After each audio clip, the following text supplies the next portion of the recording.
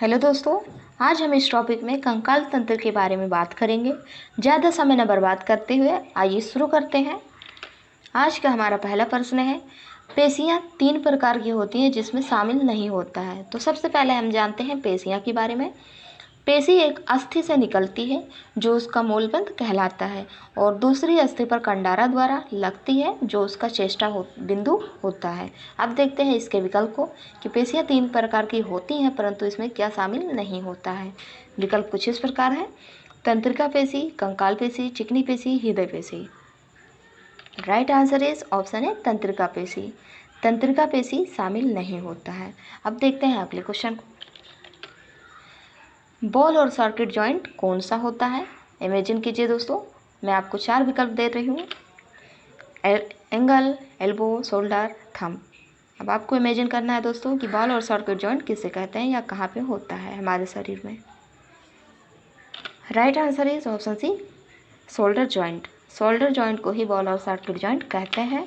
जैसा कि आप फिगर में देखेंगे दोस्तों, कुछ इस तरह दिखाई देता है बॉल की तरह और ये सर्किट की तरह दिखाई देता है, इसीलिए इसे बॉल और सर्किट जॉइंट कहते हैं। तो अब आपको आंसर क्लियर हो गया होगा दोस्तों कि बॉल और सर्किट जॉइंट किसे कहते हैं। शोल्डर जॉइंट को ही बॉल और सर्किट जॉइंट कहते हैं। बढ़ते हैं अगले क्वेश्चन की ओर। उल्ना एक हड्डी है। क्वेश्चन से आपको क्लियर हो गया होगा कि उल्ना एक हड्डी होती है, मांसपेशियाँ या पेशी नहीं है। तो दोस्तों एक उल्ना एक हड्डी है।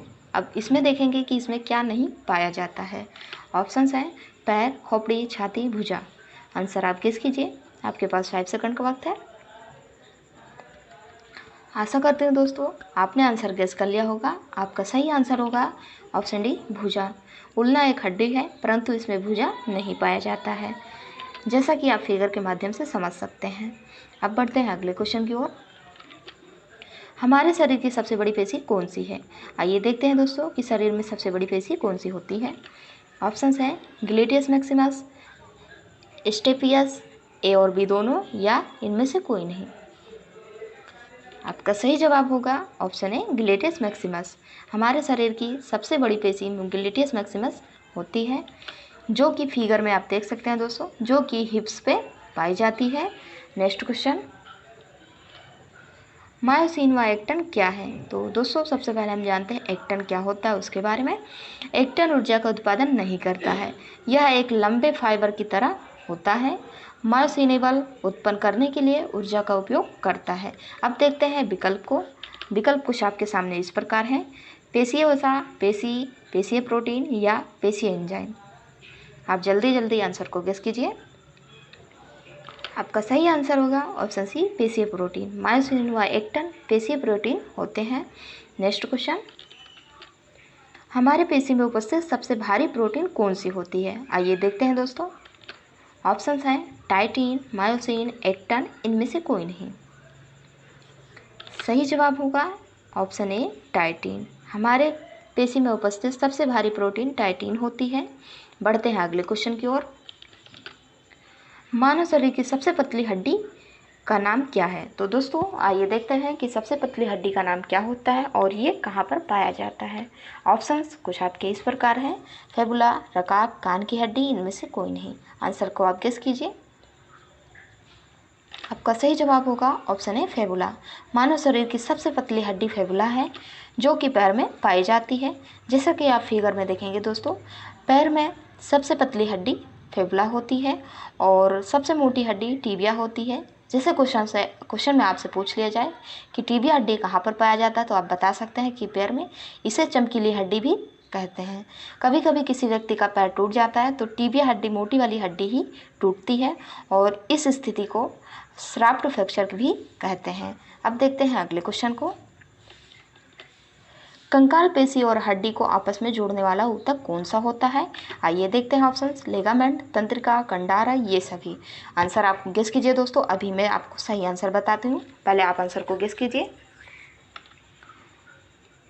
आशा करती हूँ दोस्तों आपने आंसर गेस कर लिया होगा। आपका सही आंसर होगा option C, Kandara.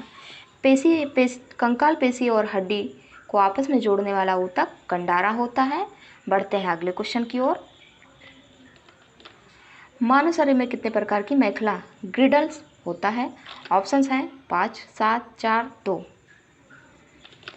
Right answer is option D true. मानव शरीर में 2 प्रकार की मेखला पाई जाती हैं, जैसा कि आप फिगर में देखेंगे दोस्तों। ये पेक्टोरल मेखला है और ये पेल्विस ग्रेडल्स है। पेक्टोरल ग्रेडल्स और पेल्विक ग्रेडल्स 2 प्रकार की मेखला पाई जाती हैं। देखते हैं अगले क्वेश्चन को। कार्पल्स और मेटाकार्पल्स हमारे शरीर की कहाँ की हड्डी होती हैं? तो दोस्तों ऑप्शंस आपके सामने कुछ इस प्रकार हैं। खोपड़ी, चेहरे, हाथ, पैर। इमेजिन कीजिए दोस्तों कि कार्पल्स और मेटाकार्पल्स हमारे शरीर की कहाँ की हड्डी होती है। Right answer is option C हाथ की हड्डी। कार्पल्स और मेटाकार्पल्स हमारे शरीर की हाथ की हड्डी होती है। जैसा कि आप फिगर में देखेंगे दोस्तों, हाथ 5 भागों में होते हैं और जैसे कि आप पहले भाग का नाम जान सकते हैं, digital phalanges, intermediate phalanges, proximal phalanges, metacarpals और कार्पल्स। तो दोस्तों आपसे क्वेश्चन पूछा गया था कि कार्पल्स और मेटाकार्पल्स हमारे शरीर की कहाँ की हड्डी होती हैं? तो आपका सही जवाब होगा हाथ, यानी कि हैंड की हड्डी कार्पल्स और मेटाकार्पल्स होती हैं। इसी क्रम में बढ़ते हैं अगले क्वेश्चन की ओर। एल्गोलर मोटर्स क्या है? विकल्प कुछ इस प्रकार है। मरने से पहले शरीर का ठंडा होना, मरने के बाद शरीर का ठंडा होना, पेशियों का कंपना या ये सभी। आंसर आप गेस कीजिए। आपका सही जवाब होगा ऑप्शन बी, मरने के बाद शरीर का ठंडा होना। अब देखते हैं आज के लास्ट क्वेश्चन को। किसके कारण अस्थियां अधिक कठोर होती हैं?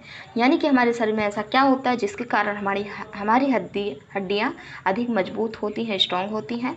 विकल्प है मैग्नीशियम लवण, सोडियम लवण, कैल्शियम लवण या इनमें से कोई नहीं। आंसर आप गेस कीजिए दोस्तों, फिर मैं आपको सही आंसर बताती हूँ। आपका सही आंसर होगा ऑप्शन सी कैल्शियम लवण। कैल्शियम लवण के कारण ही हमारे शरीर की हड्डियाँ अधिक मजबूत होती हैं। आज का हमारा क्वेश्चन समाप्त हुआ।